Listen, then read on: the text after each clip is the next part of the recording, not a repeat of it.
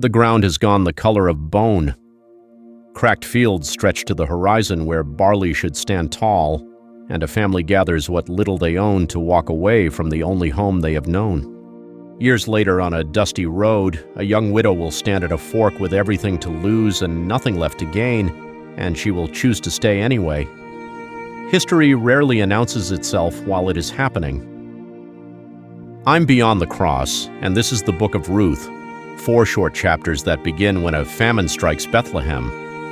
A man named Elimelech takes his wife Naomi and their 2 sons, Mahlon and Chilion, and leaves for the country of Moab, foreign soil, foreign gods, just to survive.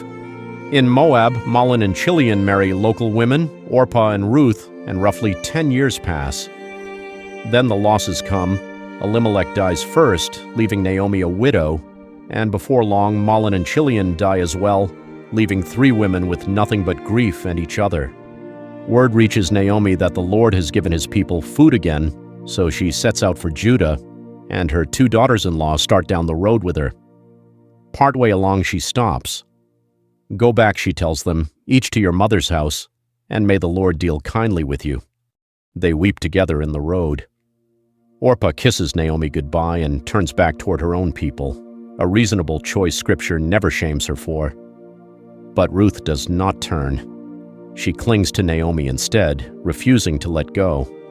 Naomi urges her again, "Go after your sister-in-law." And Ruth answers with the line that makes this book worth telling, "Do not urge me to leave you, for where you go I will go, where you lodge I will lodge. Your people shall be my people, and your God my God. Where you die I will die, and there I will be buried," she continues. "May the Lord do so to me, and more if anything but death parts us." Naomi sees she is determined, and finally stops arguing. The 2 women walk on until Bethlehem comes into view and the town stirs. Is this Naomi? "Call me Mara, bitter," she says, "for the Almighty has dealt bitterly with me." They arrive at the very beginning of barley harvest, a detail that will matter more than Naomi knows. Ruth asks to glean leftover grain, a provision under Israelite law that let the poor and the foreigner gather what reapers left behind. She goes out, and Scripture says simply, she happened to come to the part of the field belonging to Boaz, a relative of Elimelech. Boaz arrives from town that morning and calls to his reapers, "The Lord be with you," and they call back, "The Lord bless you." He notices Ruth right away, a face he does not know, and asks his foreman who she is. Boaz tells Ruth to stay close to his young women and drink from his workers' water. Ruth falls to the ground astonished and asks why she, a foreigner, has found such favor in his eyes. Boaz answers plainly, he has heard everything she did for Naomi, leaving her homeland for a people she never knew. He prays the Lord repay her in full, then quietly tells his workers to pull grain from the bundles on purpose, so she finds more than she should. By evening, Ruth carries home nearly an ephah of barley. When Naomi learns whose field it came from, her face changes. "That man is one of our redeemers," she says, "a relative with a duty to care for our family and preserve our line." Ruth keeps gleaning safely through the harvest. When it ends, Naomi tells her it is time to seek a real home.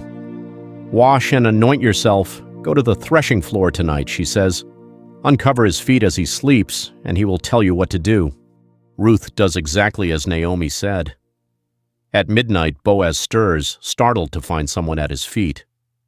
"Who are you?" he asks. "I am Ruth," she answers. "Spread your wing over your servant, for you are a redeemer."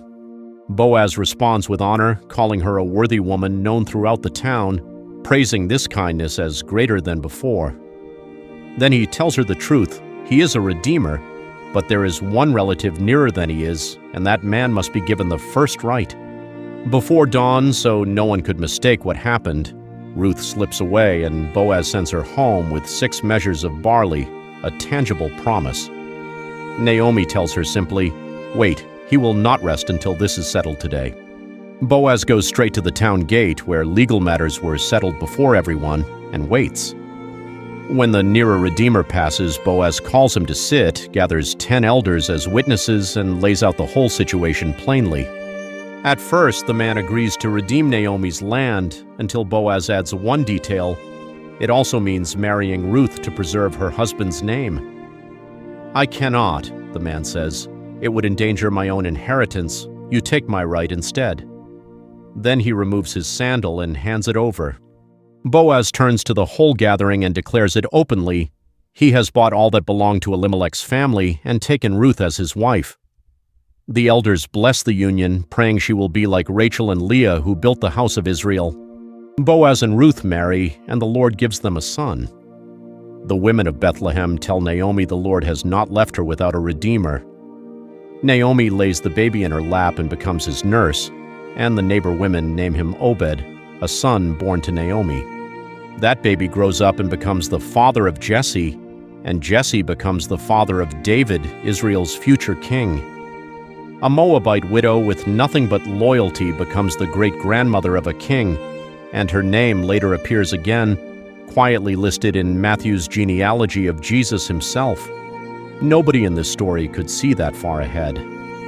Naomi could not see it in her grief, Ruth could not see it gleaning at a stranger's field, and Boaz could not see it simply choosing kindness. That is how God often works, through ordinary loyalty offered without guarantee of reward. If this moved you, share it and subscribe to Beyond the Cross for more.